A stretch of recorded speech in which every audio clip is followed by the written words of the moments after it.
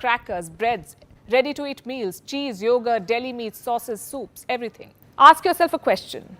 What is the shelf life of a homemade batch of cookies? 2 to 3 weeks max if kept outside the fridge. Then how is it that your biscuit packet stays intact for months, even years? Because it comes with chemicals. Chemicals that extend their shelf life but reduce yours. Same with these heat and eat meals. A lot of us resort to them these days, and understandably so. Our lives are busy. There isn't enough time to cook 3 fresh meals a day, so microwave meals have become common. They've replaced traditional meals, for some people at least. In India, the frozen food market is worth $1.2 billion. You know what's amusing? A lot of these ready-to-heat packets can be kept in the room temperature for months. Imagine keeping a homemade dal or curry outside the fridge for months. What do you think would happen? Now imagine the amount of preservatives that go into making these packaged meals. Same with packaged bread, packaged cakes, and everything else that is industrially packed. Salt too is a preservative. Most of the packed items, including chips, noodles and fries, are loaded with salt. It extends their shelf life, it enhances their taste, but at what cost? Salt has sodium, and consuming too much sodium increases your blood pressure, the risk of stomach cancer, heart diseases and premature death. I'm guessing for a lot of you, deli meats, cheese and bread have replaced your traditional breakfast. But is the habit sustainable? Should you continue eating packaged food even after knowing its downside? Is it worth risking your health? So what do?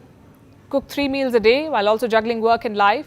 That's far from what I'm suggesting. The point of this episode is to tell you that you should reduce the intake of packaged and processed food. Realize how some of the most common items in your kitchen can be harmful for you. Those colorful cereals that you eat every morning, they're food color, and food color has acrylamide. It's a chemical that's not good for your health. It causes cancer. You know what else has food color? Packaged bread, cakes and biscuits. How do you think some of those biscuits are unnaturally dark or orange or pink? How is it that they come with colorful creams? Sure, your homemade snack looks dull in comparison, but it's safer. How many of you regularly munch on microwave popcorns?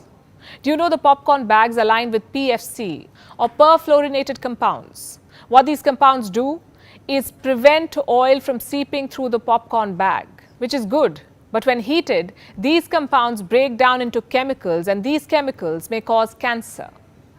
You see, we are told very little about this side of packaged food because they save time, because they're tasty, because they come to our rescue. We conveniently assume that they're also safe. A samosa, we say, may be a better snack, followed by a workout, of course, than munching on microwave popcorns without any idea what's going into your body. It's better to eat that ghee-laced paratha than preservative-filled cereals for breakfast. We know very little about the ingredients that go into making packaged food. And I'm talking about the real ingredients, not the ones that are listed on the packet. We know very little about the hygiene situation of the place where these food items are made and processed. Earlier this month, salmonella was found in the world's biggest chocolate factory. The factory was producing Swiss chocolates, some of the finest Swiss chocolates. Long story short, it is time to rethink what we take for granted. It's time to reconsider the food in our kitchen. I know that it's not possible to throw out every packaged, preserved or processed food item from your kitchen, but you can always limit their consumption. So if you're looking to stay healthy, if you're looking to stay fit, if your goal is to take care of your body, then do what people in blue zones do. Maximize the intake of homemade food.